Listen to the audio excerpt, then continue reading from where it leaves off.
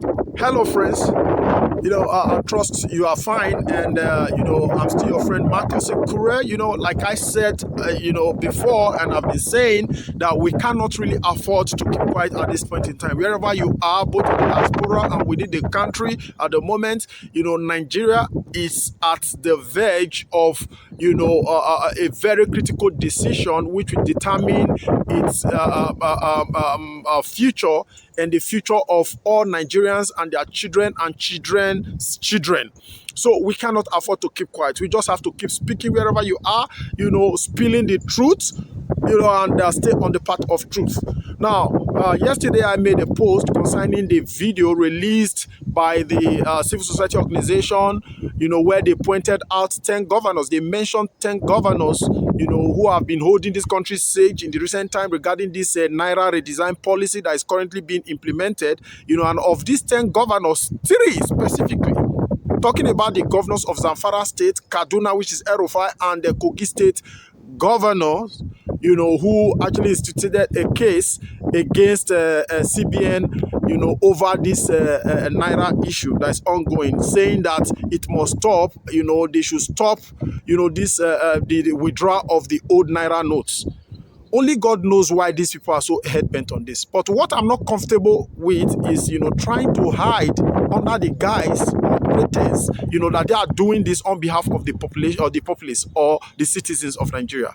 I want to say categorically clear that, I take exception to such kind of, a position, and CBN is deciding on the matter today. They must know that whatsoever they are going to do today, the apex court is going to do today, because the judiciary is the hope of the poor masses, is the hope of the commoners. Whatsoever decision they are going to take today is going to go down history, and posterity will continually judge them for whatever decision they are going to take today. Now, to Nigerians, my position on this has always been that in the history of Naira or a currency, a new currency introduction or whatever, there has always been this kind of challenge. But it's just that, I actually fought the government on one part because adequate reorientation and sensitization was on regarding the effect was not actually given before the implementation, and it's coming at a time where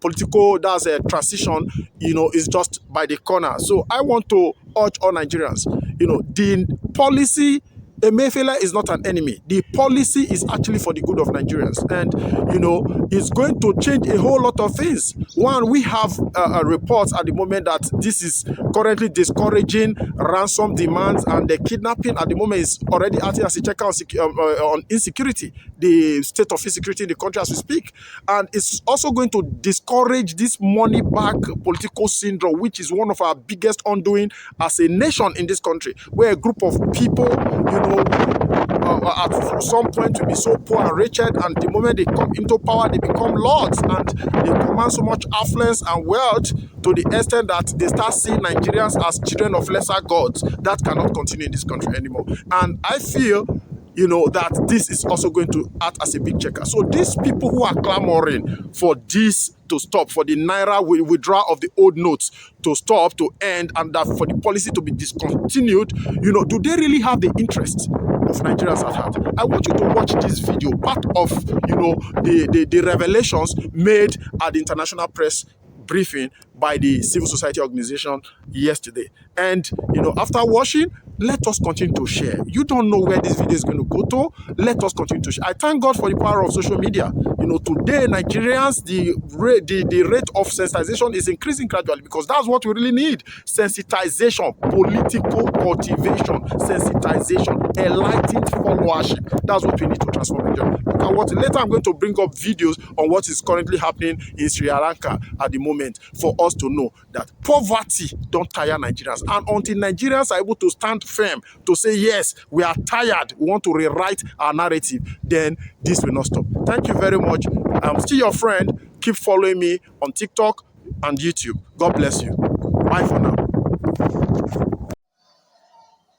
That are presently in the Supreme Court utilized the bailout funds. They collected to pay salaries of their state workers. How many of these governors in the Supreme Court Supreme Court today, how many of them have utilized the bailout funds? They collected these bailout funds to pay out salaries of their state workers. How have they utilized it? These governors claim they love the masses. They asked for bailouts and we are giving bailouts. What did they do with the money? Some of them bought houses in Abuja. Some bought houses in Lagos. Some bought houses in the United Kingdom. Some bought houses in the United States of America. Some bought houses in United Arab Emirates. And all over the world. The Central Bank of Nigeria and the EFCC have jointly recovered about 20 billion naira from one state government. In short, we all know, from Kogi State. Just last week, we hear on the news that the wife of the same state government, the state governor, the wife, and his cousin were charged. I'm quoting from the EFCC statement on an 18-count charge bordering on criminal misappropriation and money laundering to the tune of 3 billion